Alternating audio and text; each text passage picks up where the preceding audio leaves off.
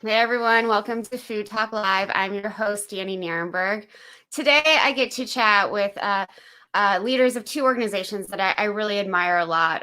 Chantal Clement is the Deputy Director of IPES-Food, which is based in Brussels, and Pete Ritchie, who is the Executive Director of Nourish Scotland. Pete and Chantal have worked together to develop the Glasgow Declaration, which we'll hear more about in a minute.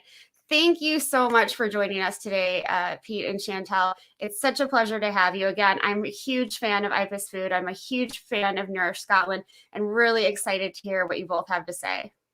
Thanks so much for having us. Yeah, it's great being here. Thank you. So what is the Glasgow Declaration? Tell us about it. I think actually, you go. Sure, thanks. So maybe I can actually backtrack a little bit to explain where this is coming from. Sure. So in November of this year, the city of Glasgow will be hosting the 26th United Nations Climate Change Conference, so the COP26. And that's really the formal event or the formal moment when governments come together to negotiate and develop their national obligations to reduce their greenhouse gas emissions.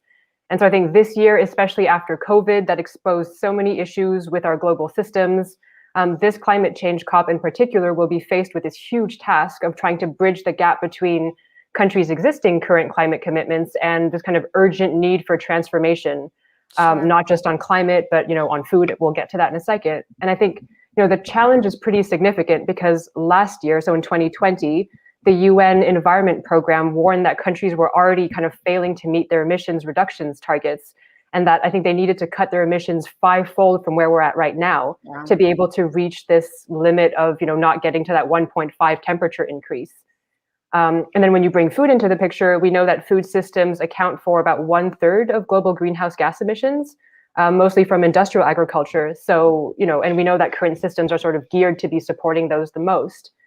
But we also know, that food systems are part of the solution if they're developed in a way that's sustainable and just and resilient. And, I think very few sectors other than food really just connect economy, society, the environment in a similar way, right? So I think the good thing is that people have been recognizing that more and more. And so between the two of our organizations, IPES-Food and Nourish Scotland, we really identified that national governments do hold the power to be making these big climate change decisions, but that they haven't been moving fast enough. And it's actually at the local level and at the regional level that we're finding governments doing a lot. So local governments, they're forward thinking, they're doing exciting stuff. And we really just wanted to try to amplify that. And I think Pete can probably give some great examples of what cities are actually doing. So with a group of our partners from civil society, city networks, international institutions, we developed this Glasgow Food and Climate Declaration. And the declaration, what it does is that it brings local authorities together from around the world with this amplified voice to renew their commitments to develop sustainable food policies and strategies at their level, which tackle climate change and a whole bunch of other things in a systemic way.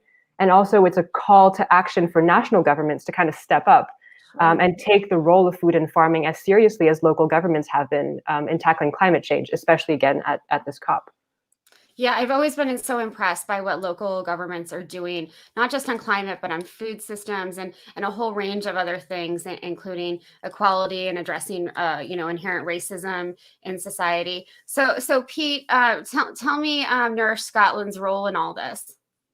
Okay, well, we're lucky because we happen to be in Scotland, which is hosting the COP, and this is just the most exciting thing for Scotland to have the world coming to Glasgow. We just heard yesterday they might be putting it off yet again, which we can't believe because we've been waiting for this party for 2 years now. Right. When the news came that Glasgow was going to host the COP, I mean, like people were sort of out in the street shouting about it. We're that excited about this role because Scotland's been doing some great work on climate change, but we're still at the beginning. And as Chantal says, there's so much more to do.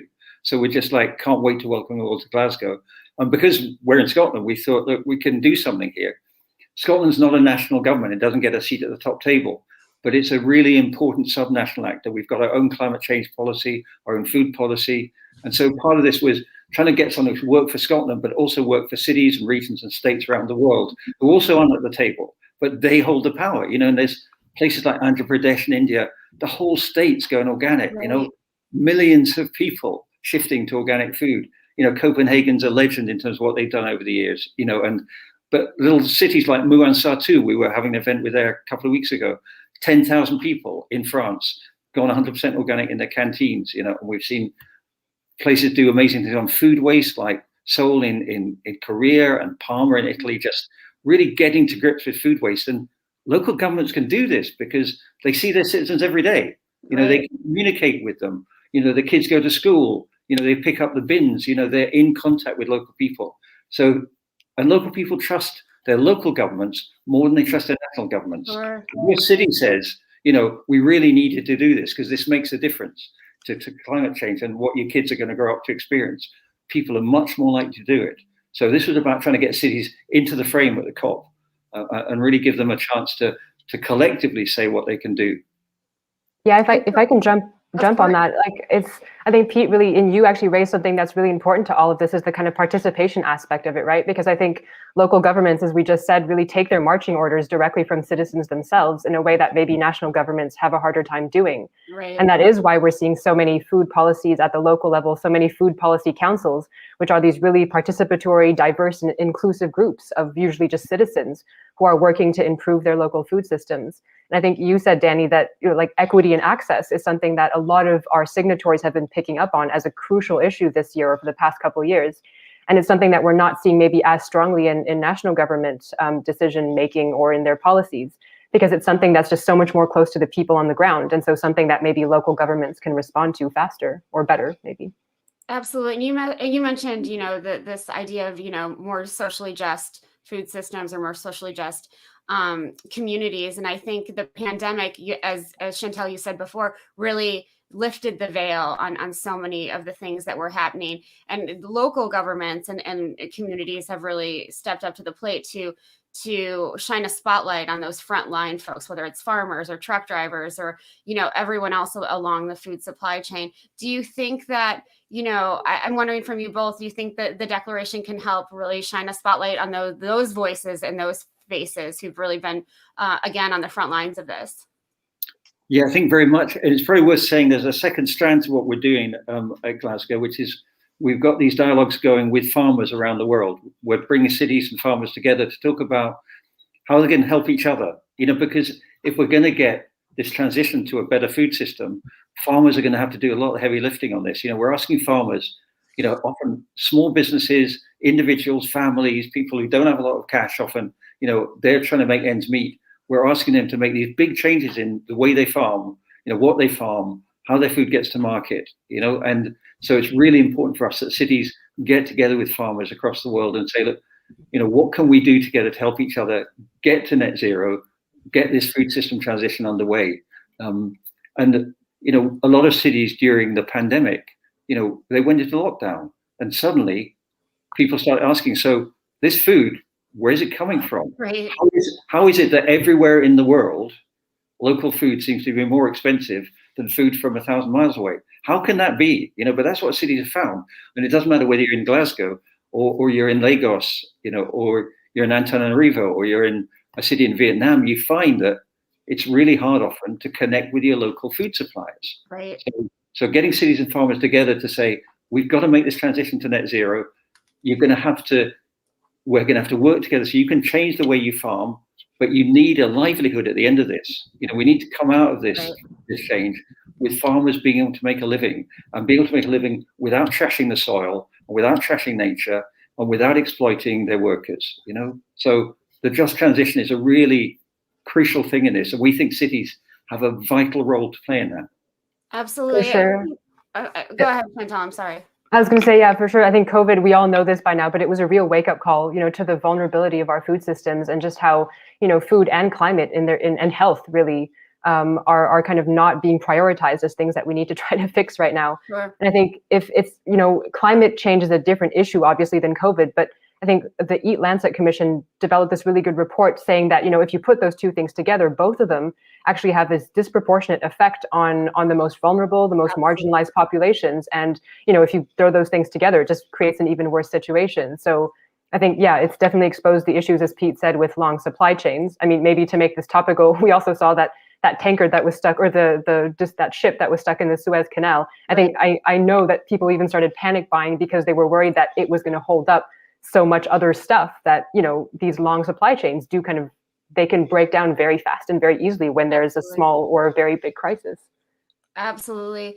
Going back to what Pete said about getting farmers and cities to sort of talk to one another, that's not, that sounds great, but that's not always easy, getting them to speak the same language. And I wonder how you both sort of, get that sort of vocabulary in place so that they can communicate.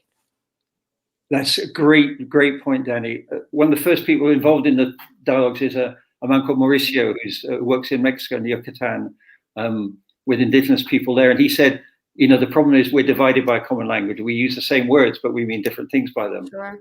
And one of the early dialogues starting, which is connecting Glasgow to the agricultural area to the south and west of Glasgow, and getting the farmers and the local government people there together has been just fascinating, because, the farmers feel, the people from the city are saying, well, look, we have all these greenhouse gas emissions from what you're doing. And the farmers are going, that can't be right. We can't be responsible for all of this. And it's no good pointing to the numbers and the charts. People need to be in the room together, or they need to be at this point on the screen together, but listening to each other and just taking the time. So we've invested a lot of time with the facilitators across the world working on that. Bring those facilitators together to say, how do you create a safe space that's really inclusive, that's respectful, that recognizes different sorts of knowledge?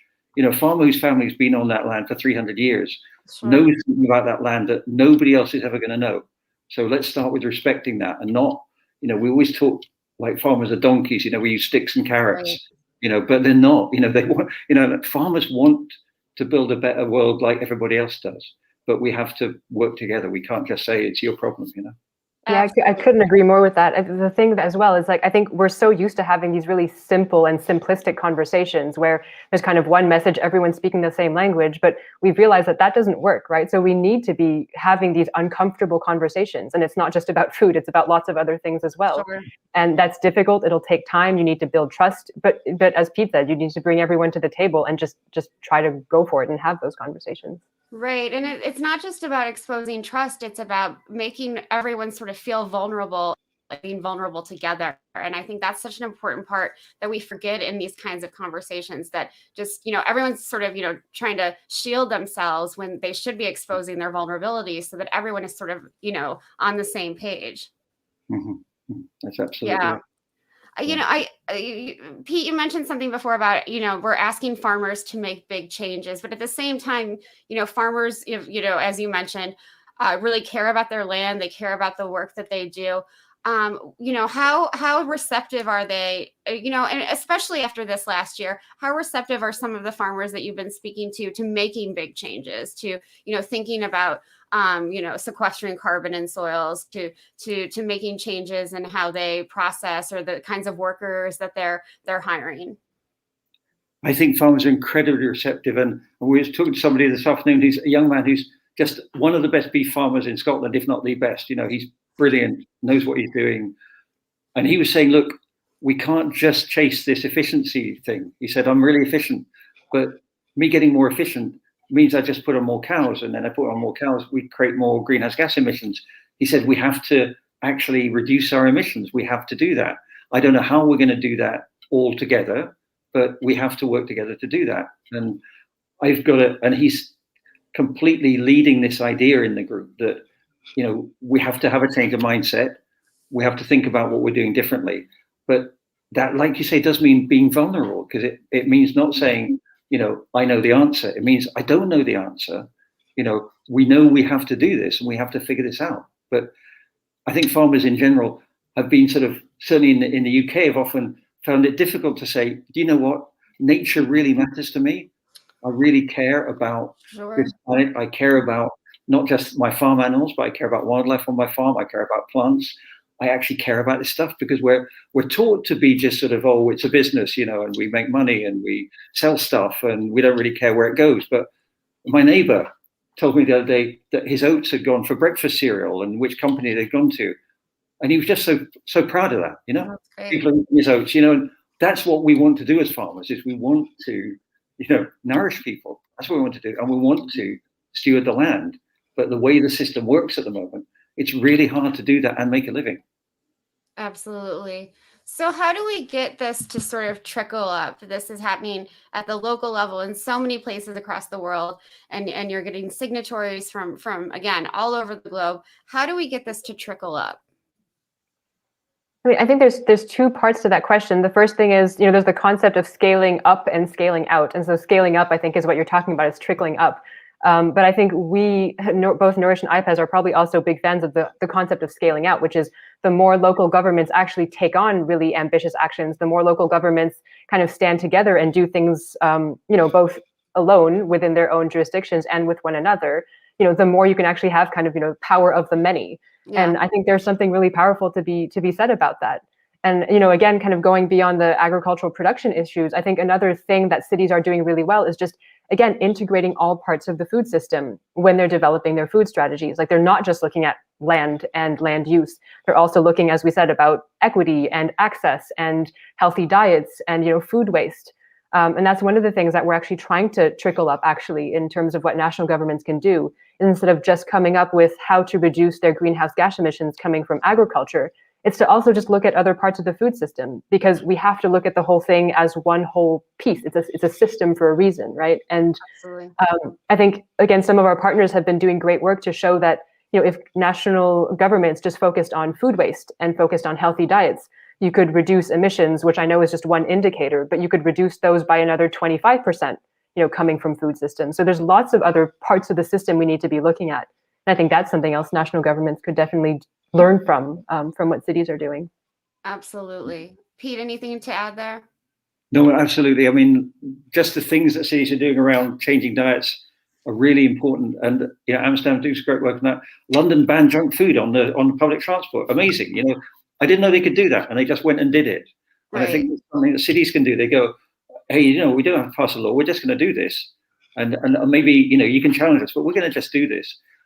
And all the explosion around the world of people growing food within cities, and it's not that they're going to be able to meet all their food needs from within the city, but that engagement of people in saying, look, we're part of the solution here. We're not just passive in this process. We're agents. We're active.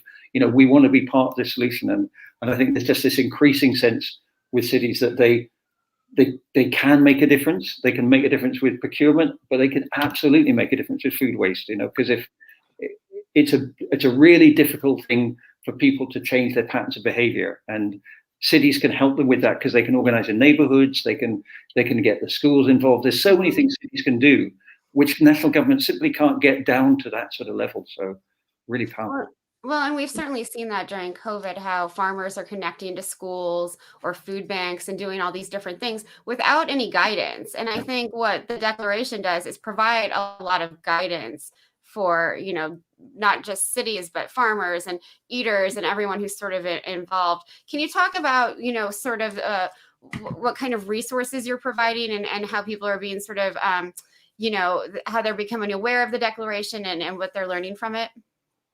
Yeah, thanks for that question. Actually, one of the next steps that we're just taking on right now is to be going back to some of our signatory cities, again, because their experiences are so rich and so diverse, to actually have conversations with them, to start sharing best practices in terms of what they've been doing at the local level, and maybe how other cities can learn from them, or again, how they can maybe inspire actions at higher levels of government. So we will be publishing those on, I think, the Glasgow Declaration website, which I think is actually just glasgowdeclaration.org, if I'm not mistaken. And there's all the resources about the declaration, why we need to be making the link between food and climate, why having an integrated approach to food systems is important, what national governments can do. So that's kind of the place to look for resources on this work. And then there'll definitely be more upcoming in the coming months. That's going to be really exciting to, again, showcase what our signatories have been doing. That's great. And it's also worth saying that we've, throughout we've been working with these other partners, as Chantal said right at the beginning, people like the Milan Pact have been doing this. We're not the only people doing this. All we're trying to do is to pull together the different alliances and networks that are working on this to make a really big splash at Glasgow, and to say, look, we've worked together on this. So C40 are involved, and the Food and Agriculture Organization involved. Everybody's working together really well to sort of get their partner cities involved. So we can't solve all this in 6 months, but what we can do, I think, is put the thing really higher up the agenda, get food systems on the agenda of the COP, and get cities and regions on the agenda of the COP. Are there cities that stand out for you both who are kind of, great examples of what you can showcase at COP26? Sure, it's always hard to pick favorites, I guess. Or like picking your favorite child. Exactly, especially when we have so many signatories that are all, like, again, all doing such great work. But I think, Pete pointed out Milan, which obviously is someone you have to point out because they really pioneered a lot of the work on food that cities were doing through the Milan Urban Food Policy Pact, which has been around since, I think, 2015. And they brought together an entire global network of cities that are committed to kind of sustainable food transition. I think our first US signatory is probably worth mentioning as well. So it's New Haven. And I think what was exciting about them is I think they were the first ones to put on the map for us, really, the issues of food justice and equity and kind of racial justice as part of the whole climate and food debate. And I think their food policy actually has 3 axes. And I think it's health equity, socioeconomic justice, and environmental justice. Again, all with this equity lens, which again is a different way of looking at things than maybe other places, but I think is really exciting for kind of the work we need to be doing right now. Absolutely. What do cities need to do to sign on to the declaration? That's really easy. They go on the website and they send us an email, and this isn't a huge organization. It either ends up in Chantal's inbox or it ends up in my colleague Sophie's inbox, and then we get in touch. So there's not a big secretariat here. We're very flat. That's great. And so the more cities that can sign on, the better, especially in the lead up to the COP. Chantal, I'm wondering, with your work with IPES and sort of, social movement building and also looking at governance structures, how that influenced your work on the declaration. Immensely. I think as I mentioned earlier, there's 2 ways of doing things. It's scaling up and scaling out. And I think IPES-Food very much believes in the power of both.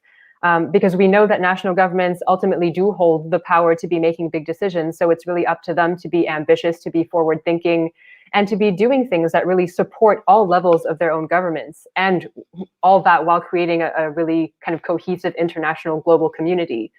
At the same time, we know the power of communities that are working on the ground. As Pete said, it's everything from farmers who are being really innovative in terms of the practices they use. It's community groups at the urban level who are trying to just, have healthy and safe access to foods within their own neighborhoods. It's, kind of what happened during COVID, where consumers and producers just kind of got together better because they kind of had no other choice and just started building trust and having those closer relationships with one another.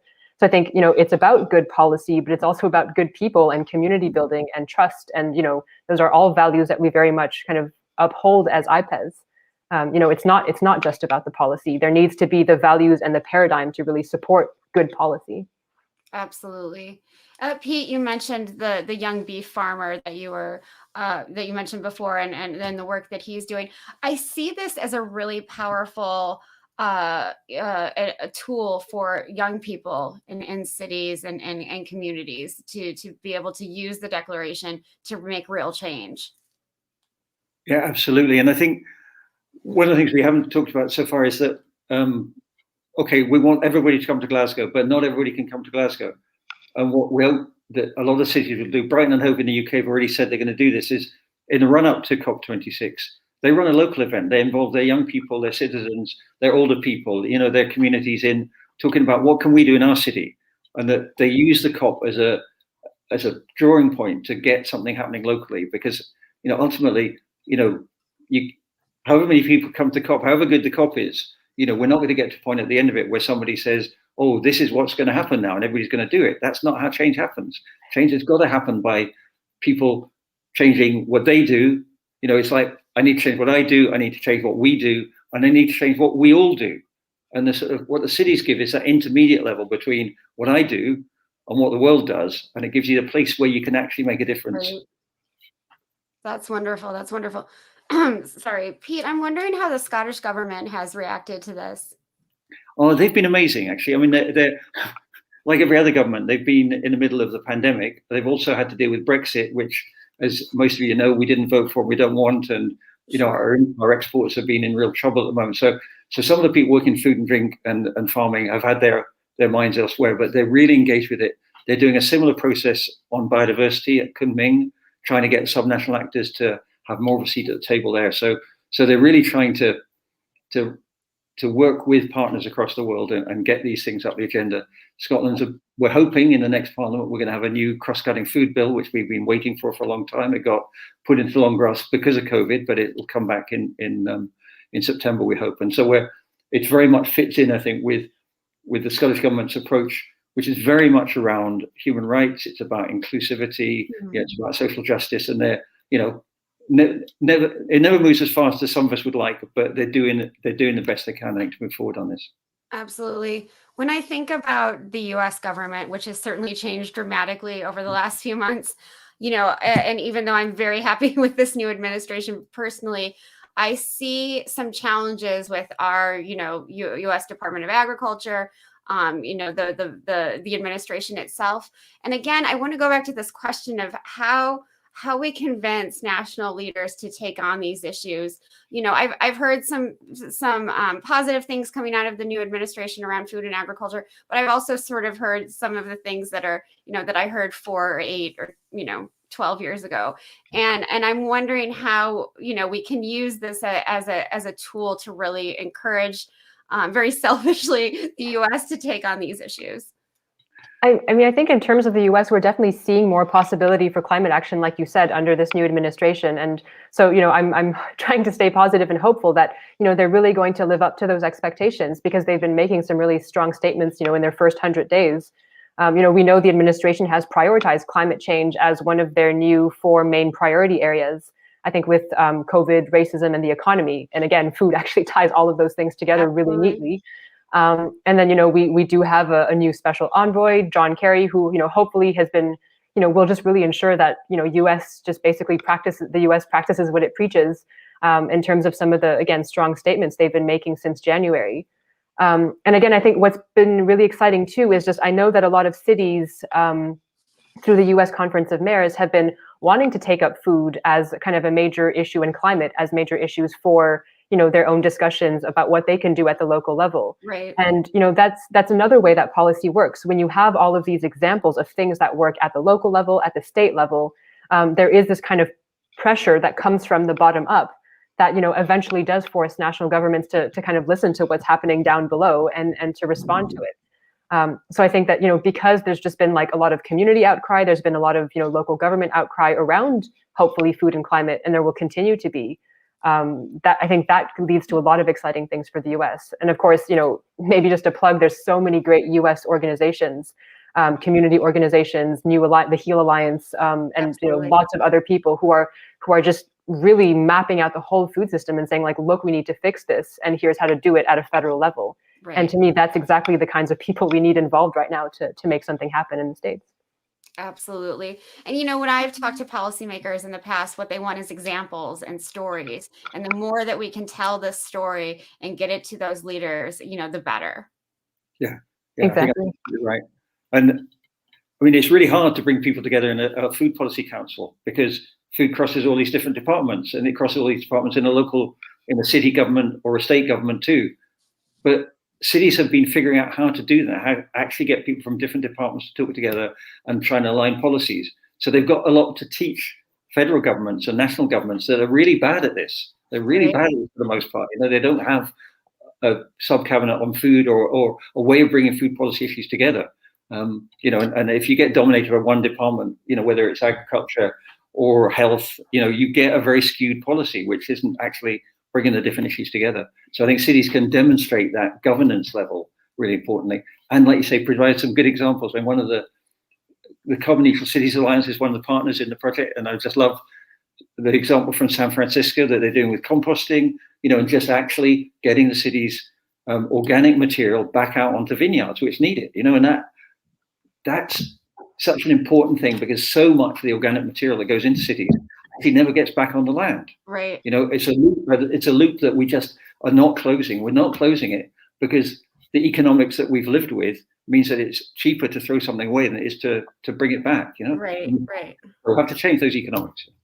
And go ahead. I was going to say, we're certainly not the first ones who've done coalition building or partnership building of this scale. But one of the things that's been really exciting for me about this work is that because it's really local and very international in scope, we've been bringing together everything from the small, city organization that works on agroecology or food waste or whatever, have you, to, major international organizations, and putting all of these people in the same room. And, we're kind of, I think, Pete, you'd agree that we're kind of learning by doing, right? I think we're bringing all these people together in discussion, seeing, how it works, and just really, as we were saying earlier, just trying to have these more complicated conversations that, have where many sectors are involved, many different levels of government are involved, and just trying to come up with a common set of, values, principles, and things we can move forward with. And, it's been working. And I think that's just maybe part of how we need to be having conversations from here on, is just bringing the most number of voices to the table. And just, as we said earlier, just really listening.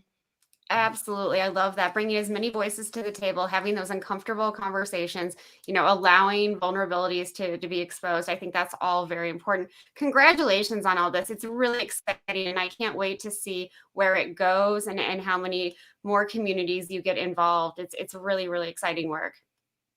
It's brilliant. Thank you. Thank you so much.